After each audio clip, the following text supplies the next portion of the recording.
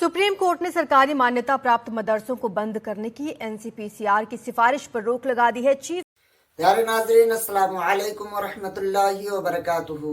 उम्मीद करता हूँ आप लोग खैरियत और आफियत से होंगे। अभी अभी बड़ी खबर निकल करके आ रही है सुप्रीम कोर्ट के तरफ से, और वो खबर है मदरसे से मुताल्लिक, इसलिए आपको ये वीडियो देखना बहुत ही ज़रूरी है कि इससे पहले जो सुप्रीम कोर्ट ने ऐलान किया था कि जितने भी मान्यता प्राप्त मदरसे हैं उनको रद्द किया जाए, उनको बंद कर दिया जाए, सारे मदरसे के बच्चों को स्कूल में ट्रांसफ़र कर दिया जाए, ऐसा ऐलान पहले हो चुका था। लेकिन उस मामले में अभी सुप्रीम कोर्ट ने क्या फैसला दिया है और क्या नोटिस तैयार किया है, आप पहले इस वीडियो क्लिप में देखिए। सुप्रीम कोर्ट ने सरकारी मान्यता प्राप्त मदरसों को बंद करने की एनसीपीसीआर की सिफारिश पर रोक लगा दी है। Chief justice DY Chandrachud, justice JB Pardiwala और जस्टिस मनोज मिश्रा की बेंच ने यह फैसला सुनाया है। तीनों जजों की इस बेंच ने एनसीपीसीआर की सिफारिश पर कार्रवाई करने से इनकार कर दिया। इसके साथ ही सुप्रीम कोर्ट ने तमाम राज्यों, केंद्र शासित प्रदेशों को नोटिस जारी किया है।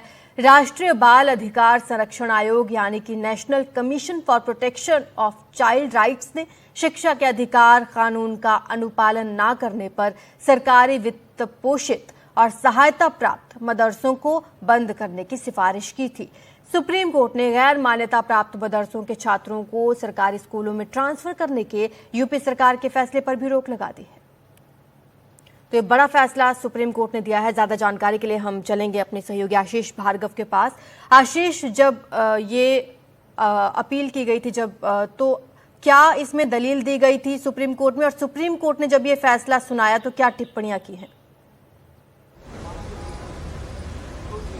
जी देखिए, एक महत्वपूर्ण मुद्दा है। जमीयत उलेमा हिंद सुप्रीम कोर्ट पहुंचा है और दो जो लेटर एनसीपीसीआर ने लिखे थे, एक यूपी सरकार को, एक त्रिपुरा सरकार को, उनके खिलाफ ये याचिका थी। और ये जो इनकी दलील ये है कि जो संविधान ने अल्पसंख्यकों को शिक्षण संस्थान स्थापित करने, उनका संचालन करने का जो अधिकार दिया है, ये जो पत्र हैं ये उसका उल्लंघन करते हैं और ये एक तरह से उनके मौलिक अधिकारों का उल्लंघन है, इसलिए इन पर रोक लगाई जानी चाहिए।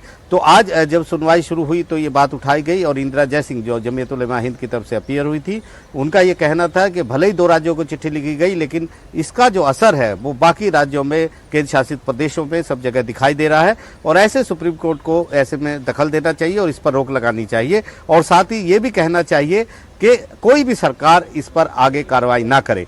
तो फिलहाल चीफ जस्टिस डीवाई चंद्रचूड़ की इस बेंच ने स्टे कर दिया है। दोनों जो लेटर थे एनसीपीसीआर की जिसमें सिफारिश की गई थी उनको भी स्टे कर दिया है और ये भी कहा है कि आगे इन लेटर्स के आधार पर कोई भी सरकार आगे की कार्रवाई नहीं करेगी। तो एक बड़ा दखल यहाँ पर सुप्रीम कोर्ट ने इस मुद्दे पर दिया है।